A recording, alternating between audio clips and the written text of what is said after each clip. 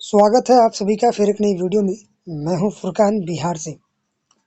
आज की इस वीडियो में बात करने वाला हूं जिला बाल संरक्षण इकाई समाज कल्याण विभाग द्वारा बिहार सरकार के अंतर्गत चलाई जा रही योजना परवरिश को लेकर। आपको ये पता होना चाहिए, बिहार सरकार एक ऐसी योजना भी चलाई है जिसका नाम परवरिश रखा गया है। इस योजना के अंतर्गत अभिवंचित अनाथ बच्चों के लिए बिहार सरकार की ये एक नई पहल है। बच्चों की देखरेख एवं संरक्षण हेतु समुदाय आधारित देखभाल योजना।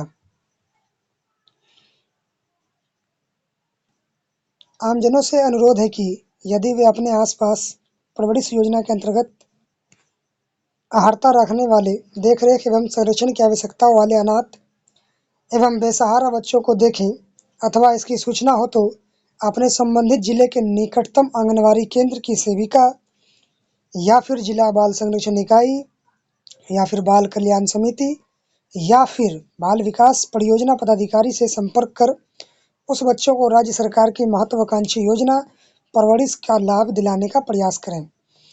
ये एक एडवर्टाइजिंग है जो कि जिला बाल संरक्षण इकाई मुंगेर द्वारा मुंगेर जिले में किया जा रहा था, ई रिक्शा यानी कि टोटो के माध्यम से।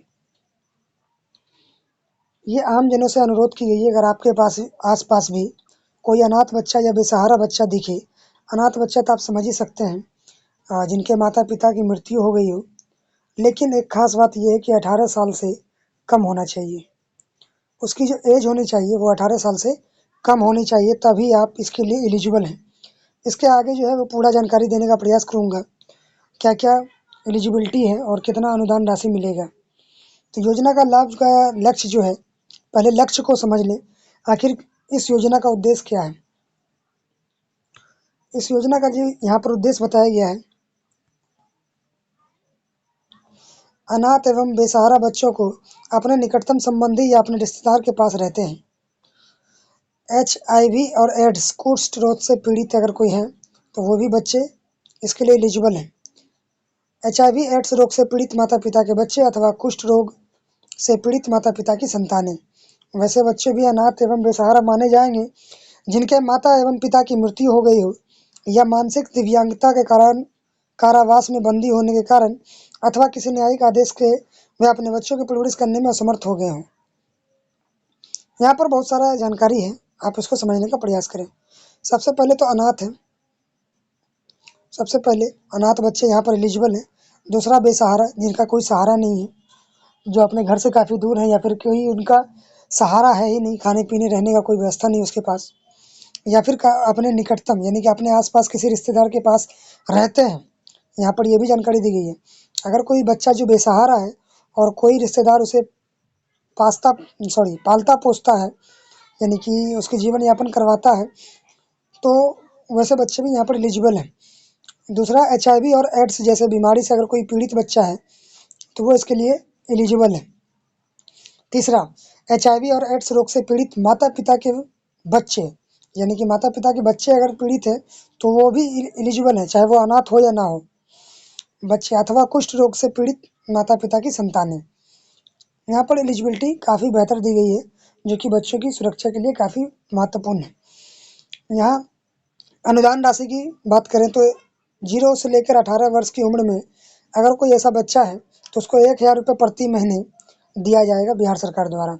योजना के एलिजिबिलिटी कौन है, कौन इसके लिए आवेदन कर सकेंगे। बच्चे की जो आयु है वो 18 वर्ष से कम हो, ये मैंने पहले ही बताया है।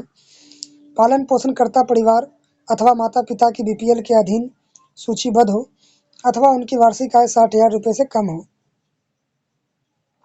यहाँ पर ये दूसरा जो एलिजिबिलिटी बताइए काफ़ी आसान एलिजिबल है, 18 साल से कम अगर बच्चा है तो ठीक है।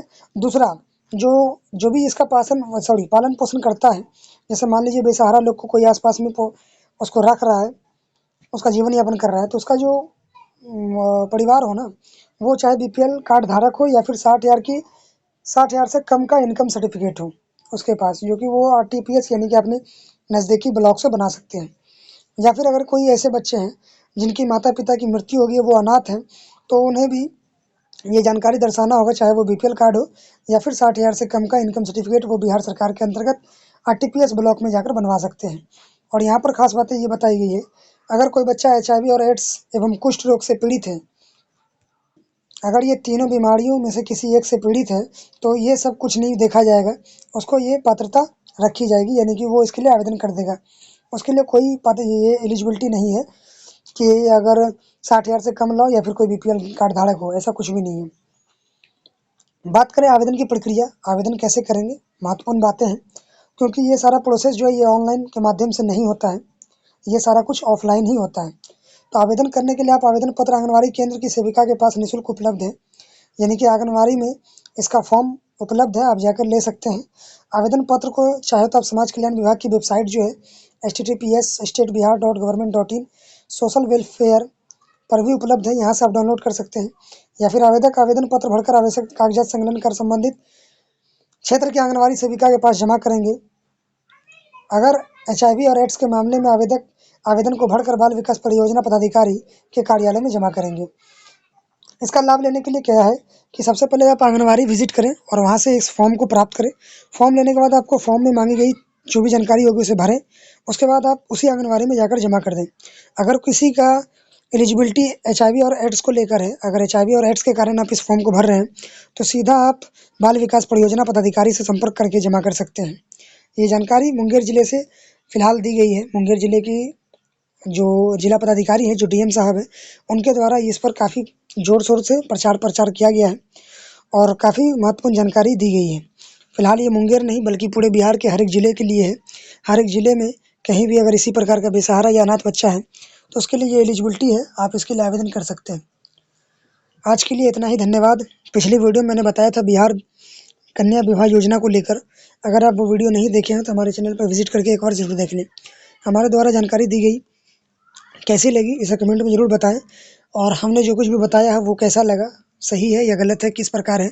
अगर बेहतर लगा हो तो चैनल को सब्सक्राइब जरूर कर लें, और भी लेटेस्ट अपडेट मैं आपको समय पर पहुंचाता रहूँगा। धन्यवाद, थैंक यू सो मच।